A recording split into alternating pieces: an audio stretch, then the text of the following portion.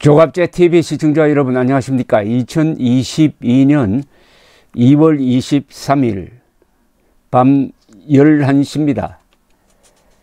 저는 1945년생입니다. 10월에 일본에서 났습니다.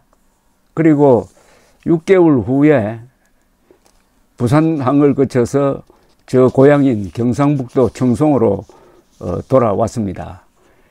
지금 만 77세입니다.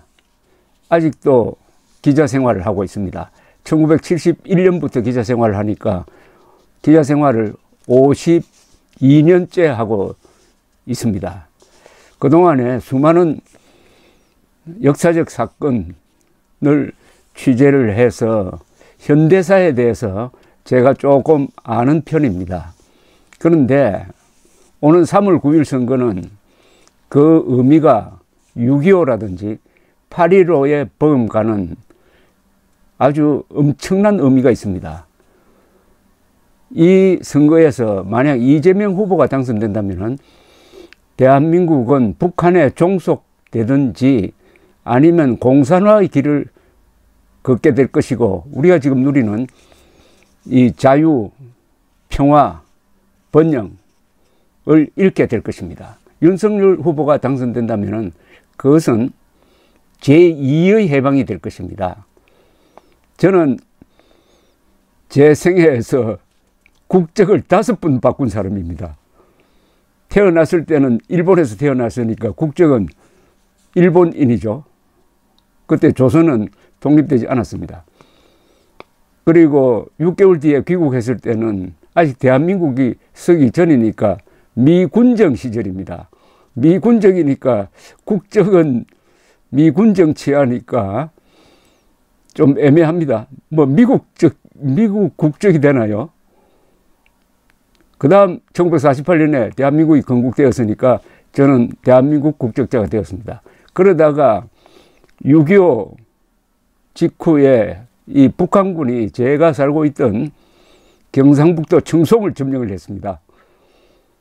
거기서 유엔군의 폭격을 당하기도 하고 아주 저도 어려지만은 전쟁을 경험을 했습니다. 그리하여 잠시 조선민주주의 인민공화국 치하에서 살게 되었습니다. 그러다가 대한민국 국군에 의해서 수복이 되었습니다. 국적이 이렇게 된 거죠. 일본 국적, 미군정 국적, 대한민국 국적, 조선민주주의 인민공화국 국적, 다시 한국 국적을 찾게 됐습니다. 그래도 저는 아주 행복한 축에 속합니다. 1920년대생, 30년대생에 비유하면은 저는 풍요를 아는 첫 세대가 되었습니다. 그리고 배고픔을 아는 마지막 세대가 되었습니다. 그래서 양쪽 세대의 그 고민, 성취를 잘 아니까 양쪽 세대를 연결하는, 그러니까 배고픔을 모르는 세대와 배고픔을 아는 세대를 이렇게 연결해주는 가교 역할을 제가 하고 있다고 생각합니다. 대통령 선거의 의미를 담아서 제가 글을 쓴 것이 있어가지고 그걸 좀 소개를 해드리려고 합니다. 이 세상에 공짜가 없다면은 이재명 후보 같은 사람을 대통령 후보로 뽑아서 국민들에게 표를 달라고 하는 더불어민주당은 벌을 받아야 됩니다. 대선, 지방선거, 총선 패배 형식의 대가를 반드시 치러야 합니다. 이재명 후보 지지자가 유권자의 약 40%에 이른다는 것은 역사에 대한 예의가 아닙니다. 그가 대통령이 되면은 이 나라를 세우고 지키고 키우고 가꾸면서 피, 눈물, 땀을 흘렸던 이들을 골라내서 핍박할 것입니다. 국립현충원에 묻힌 사람들의 영혼부터 편하지 않을 것입니다.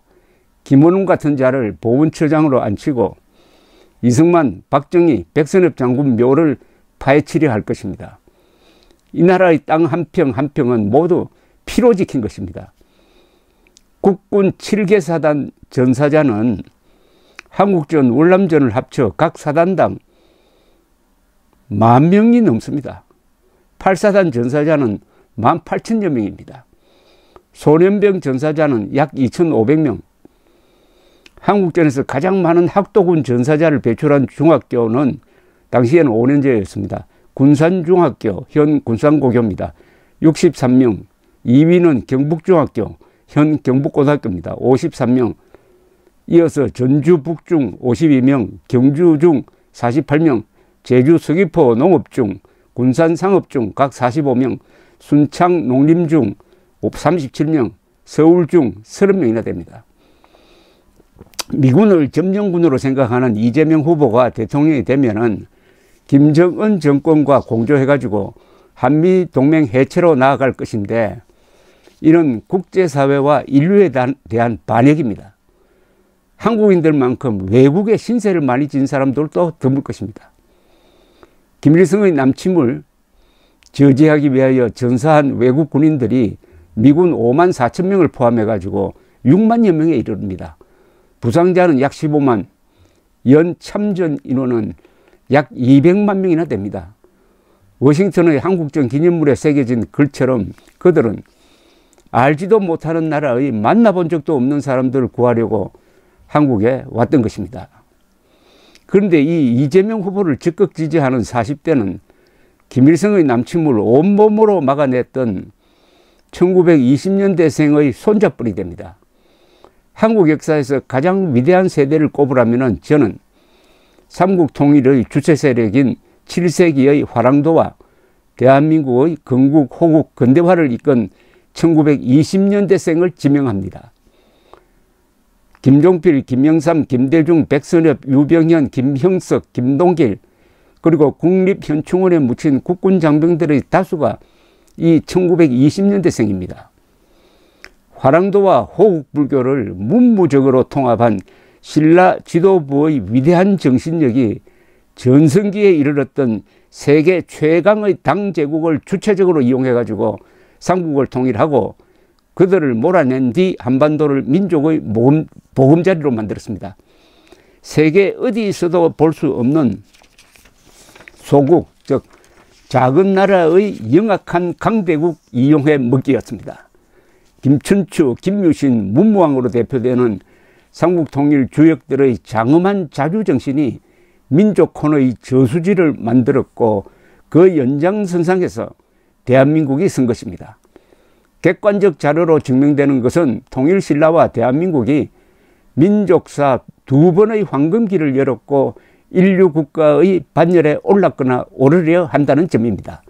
따라서 신라의 통일과 대한민국 건국을 부정하는 김일성 세력은 말할 것도 없지만 여기에 동조하는 문재명 세력은 민족사의 이단일 수밖에 없습니다.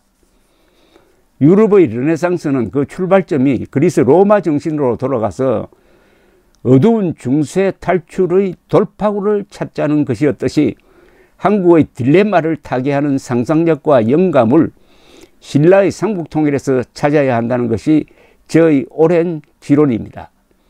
김춘추, 문무왕, 김유신, 화랑도의 자주정신은 역사의 지하수로 잠복하고 있다가 건국 과정에서 분출하여 이승만, 박정희, 국군장교단, 그리고 이병철, 이건희, 정주영 같은 대기업인들을 만들어내었습니다. 미국에서도 2차 세계대전과 한국전 참전을 경험한 1920년대생을 가장 위대한 세대라고 부릅니다. The Greatest Generation이라고 부릅니다. 한국전은 한미 두 나라의 위대한 세대를 이어주는 매개 역할을 했습니다. 1920년대생의 노고를 기억하는 50대 이상이 이번 선거에서 손잡벌 되는 2030 세대와 손잡고 좌경화된 40대를 고립시키는 데 결정적 역할을 할 것입니다. 총으로 지켰다가 선동에 빼앗긴 나라를 표로 되찾는 것입니다. 1999년 3월로 월간조선에 오래됐습니다. 20여 년 전입니다. 1920년대생들을 집단 인터뷰한 기사가 실린 적이 있는데 제목이 국가가 무엇을 해주기를 기다리지 말고 내 스스로 살 국리를 하라였습니다. 이 1920년대생의 어록은 명언모험 같았습니다. 살아남은 사람들의 의무감이 먼저 간 사람들에 대한 부채가 되어 우리를 몰아세웠다. 요즘 어렵다고 자살하고 집 나가고 하는데 그렇게 의지가 약한 사람은 죽는 게 마땅하지. 나라가 외국에 빚진 돈이 많은데 우리한테까지 석 달에 한 번씩 버스비 3만 원 주는데 그 정도면 됐어. 한자 모르는 돌대가리들이 역사를 망칠 것이다. 인민군들이 쳐들어와서 무고한 양민을 죽이는 것을 목격했을 때 누구나 적개심에 불탔지요. 상대를 죽이지 않으면 우리가 죽는 절체절명의 순간이었지. 더 못 죽인 것이 원통하지. 인민군을 죽였다고 해서 양심의 가책을 느낄 이유가 없지. 이들을 인터뷰한 프리랜서 작가 이건미 씨는 이렇게 정리를 했습니다. 1920년대 사람들이 보는 우리의 미래는 밝다. 전쟁의 잿더미 위에서 놀라운 발전을 이룩한 그들은 우리 민족이 이 정도에서 주저앉을 정도로 약한 민족이 결코 아니라고 말했다. 우리나라의 부정부패가 사라지고 교육을 철저히 한다면 우리나라는 21세기 세계 중심국가가 될 것이라고 그들은 예견했다. 1920년대 사람들은 자신들이 피로써 지킨 이 나라가 그대로 쓰러지는 것을 결코 용납할 수 없는지도 모른다. 1920년대 사람들은 자신들이 피로써 지킨 이 나라가 선동꾼에 넘어간 후손들에 의해서 쓰러져 버리는 것을 결코 용납하지 않을 것이다. 호국 영령이 되어서든지 지금 100세를 바라보면서 이번 3월 9일 선거가 반드시 국민 승리의 선거가 되어야 한다는 그런 느낌을 갖게 만듭니다. 미국의 바이든 행정부는 지금 푸틴의 러시아군이 우크라이나를 침공하더라도 군대를 보내지 않겠다고 공언하고 있습니다. 사후에 경제 제재만 하겠다는 겁니다. 이유는 간단합니다. 우크라이나가 나토 동맹국이 아니기 때문입니다. 이런 사람이 1950년 6월 백악관의 주인이었다면 저는 지금 김정은 치하에서 살고 있을 것입니다. 동맹국도 아니고 전략적으로도 일본처럼 사활적 가치가 없는 한국을 지키기 위하여 연인은 180만의 병력을 보내기로 결단한 트루먼 대통령은 그 후유증으로 출마를 포기하고 정권을 공화당으로 넘겨주었습니다. 조약상의 의무도 없는 영토적 이해관계도 없는 나라를 지키기 위하여 이렇게 많은 희생을 치른 나라는 인류 역사상 찾아보기 참 어렵습니다. 1950년 당시 역사의 부름에 응한 한국인들과 미국인들과 그 지도자들이 인류사적 차원의 높은 정신력의 소유자들이었다는 이야기입니다. 한강의 기적을 만든 것은 미국 참전의 기적 덕분입니다. 이는 이승만 트루먼이라는 대인물을 가진 행운에서 이루어진 기적입니다. 세계가 선진국으로 평가하는 대한민국을 헬조선이라고 저주하면서 이재명 후보를 대통령으로 밀고 있는 한국의 지금 40대, 전부 다는 아니겠지만, 와 비교하면은 그들의 할아버지, 즉 1920년대생은 모두가 영웅입니다. 1920년대생의 영웅은 오늘의 40대가 가장 미워하는 이승만이었습니다. 기습 남침을 당했을 때 이승만은 스탈린, 모택동, 김일성을 상대해가지고 미군이 올 때까지 열흘간 1대3으로 맞섰습니다. 트루먼의 파병 결단 이전에 이승만은 남녀노소가 돌멩이와 짝대기를 들고라도 끝까지 싸우겠다고 미국에 통보했습니다. 기습을 받은 국군이 후퇴할지언정 부대 단위의 항복이 없었던 이유는 미국과 이승만에 대한 국민들의 국군의 믿음 덕분이었습니다. 여기 글을 하나 소개를 해드리겠습니다. 1950년 7월 19일입니다. 우리나라가 풍전등화였습니다. 기세등등하게 북한군이 대전을 향해서 대전을 쳐들어와서 대전을 포위하고 있을 때입니다. 임시 수도 대구로 피한 이승만 대통령은 해리 S. 트루먼 미국 대통령에게 영문 편지를 직접 썼습니다. 한국전의 대의와 전략을 천명한 천한 명문입니다. 그 중에 한 대목을 소개해 드리겠습니다. 본인은 한국 전선에서 미군의 전사상자가 늘어난다는 사실을 보고받을 때마다 가슴이 아픕니다. 이곳 한국 땅에서 죽고 다친 미국 병사들의 모든 부모, 처자, 형제, 자매들에게 부족하나마 위로의 말을 전하고 싶습니다. 우리 한국인들은 미국의 위대한 전통을 이어받아 약자를 지켜주려고 이 땅에 와서 잔인한 침략자들을 상대로 해방과 자유가 리버티와 프리덤입니다. 가 지구상에서 사라지지 않도록 생명을 내걸고 싸우고 피 흘린 그들의 용기와 희생을 결코 잊지 않을 것입니다. 대통령 각하, 위대한 귀국의 병사들은 미국인으로서 살다가 죽었습니다만 세계 시민으로서 그들의 생명을 바쳤습니다. 이 문장이 가슴을 칩니다. 대통령 각하, 위대한 귀국의 병사들은 미국인으로서 살다가 죽었습니다만 세계 시민으로서 그들의 생명을 바쳤습니다.